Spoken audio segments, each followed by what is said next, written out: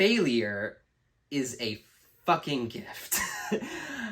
I'm starting this video off with a bang because recently I had one of the biggest failures of my professional life, and it taught me some really important lessons that I want to talk about today.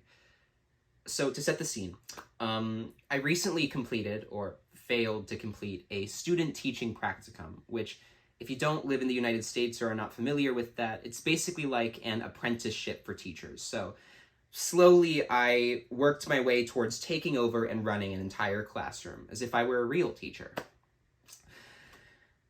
There were so many challenges that I experienced during this practicum, but the one that I kept on coming up against over and over again was an inability to simultaneously succeed in this career field and express myself and my joy authentically. My mentor teacher said that I lack the professionalism and maturity for this job. And I fucking do. Here's the thing, right? Like, okay. One of the most fundamental elements of the spiritual journey is the development, or the uncovering rather, of one's own authenticity. Because the more in touch you get with the timeless, causeless joy, the love that is your own self, the harder it is to express that love in any way that feels inauthentic with you. Because the more open you are to life, the more open you are to the natural gravitational forces that pull you to exactly where you need to be. So for me, in my experience, I found that there were entire sets of social rules and unspoken contingencies that came with working in a high school that, based on my own expression of myself, made it extremely challenging for me to do well in that environment, to the point where I was kicked out of that. Well, I left that environment simply because I couldn't do it anymore. If you want to get anywhere on the spiritual path, you have to be honest with yourself. You are the only one in this game, and you have nothing to lose by being honest with yourself. However, you have to be aware of the consequences of self-honesty. As you get more in touch with yourself, you get in touch with if we are to use these terms, a higher frequency of being, a frequency of openness, of love, of unconditional acceptance, which culturally we push down so much, right? Our education system, let me tell you, is designed to get you to rationalize and contract and hyper-analyze your experience while pushing down the spontaneous joy that is your birthright. As you get to higher and higher frequencies within yourself, or really as your own realness, your own love becomes less and less obscured. Sorry about that audio. People who find themselves contracted, still caught in the entire mud of these stories that we tell about ourselves, still devoting everything they have to separation and everything that comes with that, all the suffering, all the pain, those people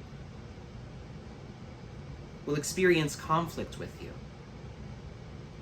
Because the light and the joy that you feel within yourself, that bubbles up so much that it feels like you're going to burst if you don't express it, that joy is scary to people. Because you are the living proof that there is this entirely other, more real, more authentic way of living life, with implications that, to someone who places their faith in the world of separation, feel horrifying. Freedom is really scary if you still feel like you have to abandon everything you know to get to that point. It might not even look like freedom at that point. It might look like foolishness. The innocence of perfect love might look like a lack of professionalism, a lack of maturity. But you know what the real unprofessional thing is? The real immature thing is to not be honest with yourself. Even if that means that the shape of a relationship you have changes, or you change career paths because you find yourself no longer capable of being as authentic as you would like in a particular environment. Like, the real mark of maturity on the spiritual path is, can you accept all of the implications of self-honesty? And can you be sensitive to all of the ways that you limit yourself, that you hold yourself back, that you're not honest with yourself? Causeless joy is your birthright. And in a culture where we are conditioned to fight against our experience constantly, in a culture where we are in a rat race for social and economic power, causeless joy is the most irrational, crazy, immature, unprofessional thing possible. How could you be happy when you don't have enough money? How could you be happy when your students aren't doing well?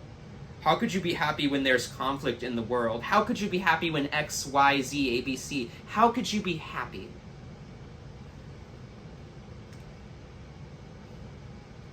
We're terrified of happiness. We feel like if we allow ourselves to experience causeless joy, that something's going to happen to us, that we're going to disappear, and you will disappear, because you don't exist. Not in the way that you think you do. So, all over the place, I know.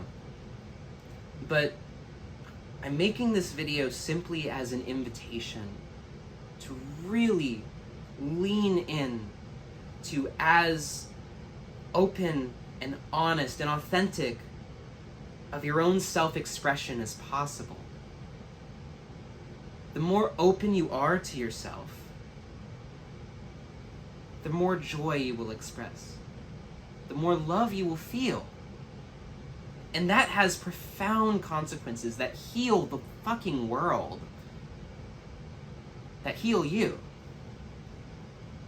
Because all of these things that you took to matter so much in your life, your career, your finances, your non-duality YouTube channel, I don't know, that's a random example, but you get the point.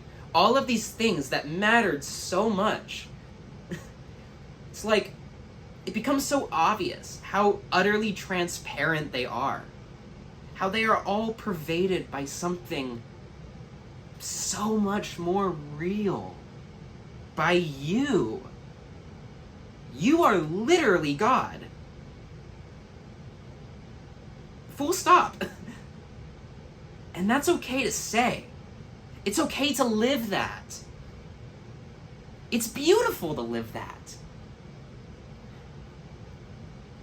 And, you know, I totally understand how, like, if you walk down the street jumping for joy with a smile on your face and someone comes up to you and asks you why you're so happy and you say no reason at all, you'll look fucking weird to them. And that's okay. That's great. There's no room for self-consciousness on this path. There's no need for it. You're the only one here. It's just you. Do you think God is self-conscious? Do you think God needs to be self-conscious?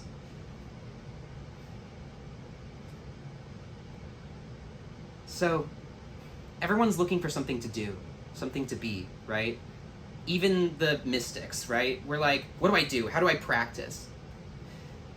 If you want to practice, if you want something to focus on today, just be open to your own inner guidance and allow yourself to be pulled by the gravity of your own being to the most natural path of least resistance in your life.